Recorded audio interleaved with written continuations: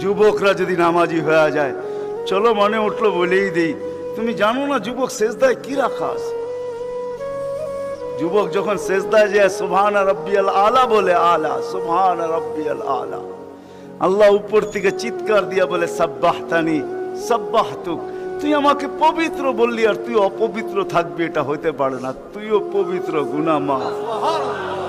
আলাইতানি ফা আলাইতুক, তুই আমাকে মহান বললি আর তুই মহানত্ব পাবি না, এটা হইতে পারে না। তুইও মহান। বলে আল্লাহ কেমন মহান? বলে তোর জন্য আরশের নিচে গ্যালারি এখনই ঠিক করতেছি, তোকে আরশের নিচে আমি ছায়া দিব, কয়েকটা গ্যালারি দিব তোকে। হ্যাঁ, সুপার ডিলাক্স গ্যালারি, যেখানে তুমি বসবে যা চাবে তা পাবে, খাইতে থাকবে আর হিসাব কিতাব দেখতে থাকবে।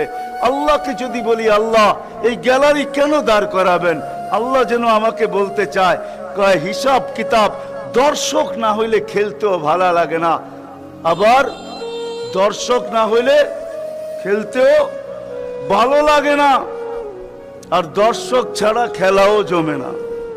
আল্লাহ বলে তোকেদেরকে দর্শক বানাবো, কেননা হিসাব কিতাবও তো একটা খেলা, ঠিক না? কি বলেন? হ্যাঁ, খেলাই হবে হিসাব কিতাবের। আরশের নিচে হবে মেলা আর বাহিরে হবে হিসাব কিতাবের খেলা, ঠিক না? কাউকে 50,000 বছর দাঁড় করায় রাখবে।